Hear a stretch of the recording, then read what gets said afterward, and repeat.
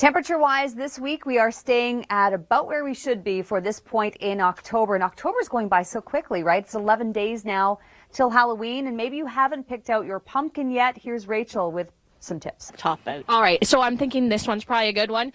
What do you think about this one? Awesome peduncle. Awesome peduncle. And you can find the best peduncle here at Orchelaw Farms throughout the week. Thank you so much, Rachel. The one we got at our house is completely bent right over. So obviously I made a mistake there. Oh well. Let's take a look at our rainfall forecast.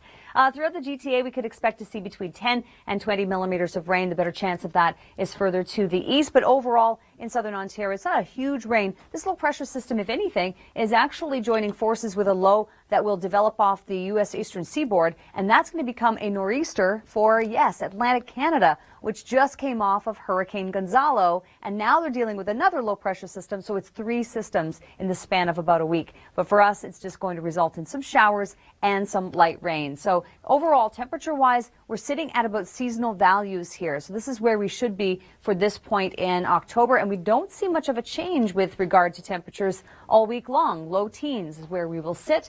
And yesterday, temperatures were sitting at around 10. So it is a little bit warmer than it was yesterday. But clearly, as we look at our icons all across our region and more broadly, southern, do we see any big changes? So there are the rain and showers from our little low I was talking about that merges with the other one for our eastern U.S. And then we see temperatures sitting in the teens. Oh, that goes up to 16. Not bad for Saturday with bright skies for the weekend. So this might be a good opportunity to head to the pumpkin patch to pick out your pumpkin for sure. And then for Hamilton, in Oshawa, we have some rain on Tuesday. Then a fair amount of cloud cover hanging with us right through until Friday.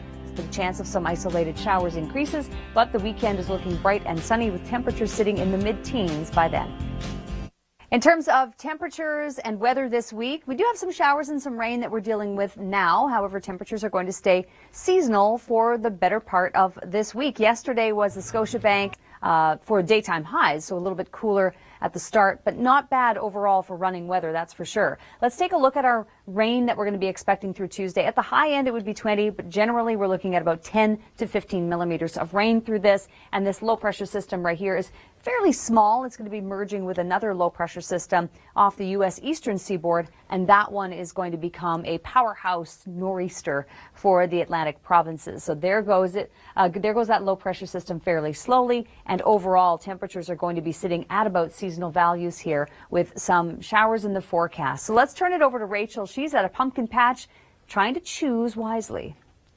First, the pumpkins. I promise she was picking pumpkins, and then she's on to the apples. So, yeah, I mean, there's lots of great stuff that's out there for us to do at this time of year, isn't it? We have this low pressure system that's actually moving from Ontario into another energy system, essentially off the U.S. eastern seaboard, and that becomes a big weather maker where it's a nor'easter, frankly, for Atlantic Canada. So first we had Gonzalo over the weekend. Now we're dealing with a mid-latitude low. And now we have a nor'easter that's coming in later this week. So boy, 3 systems in the span of about a week. So Atlantic Canada, temperatures sitting at about seasonal values. If anything, we see it jump Saturday and Sunday. Not too bad at all with temperatures in the mid-teens. Lots of sunshine across the board. And temperatures are sitting well overnight in the 7-8 degree range. So nothing below freezing by any means. And even the probability of precipitation. And then by Saturday and Sunday, we have far, far brighter skies. So tell me if you agree with this. There's nothing better, in my opinion at least, at this time of year than to crunch into a freshly picked apple. Like I'm talking right directly from the tree, which is why I'm a little bit jealous today of Rachel. Have a look. There at times the wind was picking up a little bit breezy, let's just say, but the high temperatures overall were ranging anywhere from between 7 and 9 degrees across the GTA and southern Ontario as a whole. But today we've got a little system that's coming through, and with that it's bringing some light rain and some showers, and that will happen even through the overnight. So the drive into work tomorrow may still be one where you need the windshield wipers, 10 to 20 millimeters at best with this rainfall from this fairly small low pressure system. But what's interesting about this is that it comes down, moves over the lower lakes, and the energy from that low will join forces with another low pressure system that's in the process of developing off the U.S. eastern seaboard, off the Carolinas. The two of them together create the next nor'easter for Atlantic Canada. So we'll see some rain and showers with that only. As if Atlantic Canada needs another storm. This is the third one in about the span of a week, because we had Gonzalo. Now we have today a mid-latitude low, and then that one's going to add insult to injury. 13 degrees in Toronto this afternoon with rain showers. Again, the winds light to moderate, 20 kilometers per hour. That's not a terrible wind. This afternoon, again, we have the icons showing us that. So then overall temperature-wise, we're sticking in the mid-teens. This is seasonal values. In fact, means to get to Saturday, that's above average. Lots of sunshine, bright conditions. So a great time to head to the pumpkin patch or to the apple orchard, as was the case there with Rachel. So true, Kim, so true. And we still have those leaves on many trees out there. So it's the time to go out and take advantage of it and really enjoy it, because it's not going to last for long. By the time we get into November, we start getting those northwesterly winds over the Great Lakes.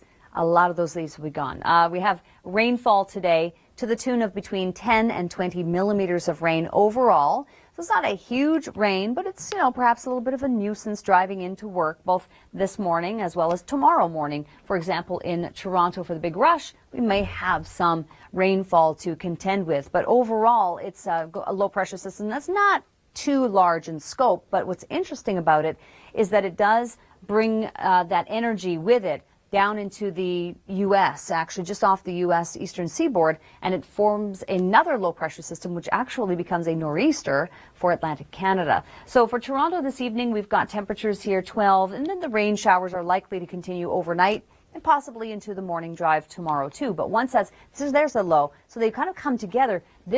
It gains strength, it gains energy and moves up to the north. And with that, it's a nor'easter, so it increases the wind clearly and brings quite a bit of rainfall throughout the Atlantic provinces after having come off of Gonzalo, which is a 7-day forecast in Toronto. We do have sun and cloud right into the end of the week and some bright skies on Saturday. Significant amount of rain. We're going to do some recap here for you to give you an idea of what we ended up with in terms of the totals.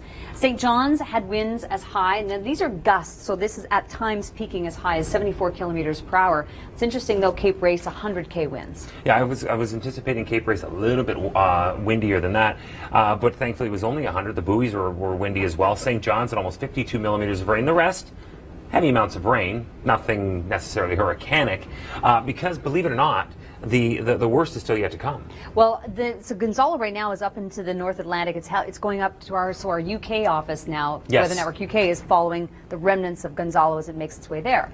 But now we're dealing with a mid-latitude, so kind of a normal low-pressure system for the time being across Atlantic Canada. Then we're going to get another, and this is going to be a nor'easter that's coming in. So, Chris, I'm keeping count. That's the third storm in about a week's This will span. be the third storm in a week, and this one is going to bring significant rain through the Fundy Shores. And then this doesn't go out through Saturday, but it will be a significant amount of rain that is expected through the Avalon again. This time likely more than just 50 millimeters. Some powerful winds like we saw on Sunday. Yeah, so some strong winds, but in addition to that, a lot of rainfall. In fact, if you're, say, going to the southwest of BC, expect to be in rain. 15 millimeters. The valley will see 25 or more. And then it's this parade of systems, one after another, Tuesday to Wednesday. And it just continues to spin around. We're going to continue to get lots of rainfall. Also want to mention across the prairies, because we've been dealing with warmth, and that is expected to stay put, at least in the case of the western prairies. Pretty much all week we're going to see some decent heat. Hey, the next 3 days alone are going to be staying in the mid to high teens between Calgary. It's the next system that we care about, because it will come with more wind. It will come with more rain. It starts as a mid-latitude low that starts to head towards the Nova Scotia coast, but then a Carolina low develops. These two essentially merge energies Wednesday into Thursday, and then it turns into a classic nor'easter. Oh, when you see these greens, that's obviously indicating a much, much higher level of precipitation than is perhaps normal. So it's going to be a weather maker and a rain maker for certain. But look at the scope of it. Geographically, it covers a lot of land. And calendrically, it will cover 1, 2, 3, 4, at least 4 days of solid rain. Not just Halifax, but also Moncton as well. So we go now from Atlantic Canada. Let's hop over to the other coast where we've been dealing with some strong wind. Let's take a look at the legend. The opaque green, less than 15 millimeters. The dark green, 25 to 45. Let's get a little closer. Vancouver, you're on the low end. Abbotsford, you're on the high end. Squamish, you're sort of stuck somewhere in the middle. Speaking of being stuck somewhere in the middle, you got the Rockies over here. You have the Pacific over here. Stuck in the middle, BC, with a heavy amount of rain. Yeah, I mean, if anything, this low almost kind of retrogrades. It's sort of near stationary, and it just continues to bring these pinwheels of moisture precipitation into the BC coast. That's why it's such a long duration. Also want to mention the prairies, because it's been warm. We don't really see much of a change in that, at least immediately. It's going to be getting pretty nice and warm. This is where summer's hanging on. And summer's hanging on for at least the next 3 days in Calgary, mid-teens. It goes up to 19 in Regina on Tuesday, high of 21 in Calgary, high of 21 in Edmonton for today.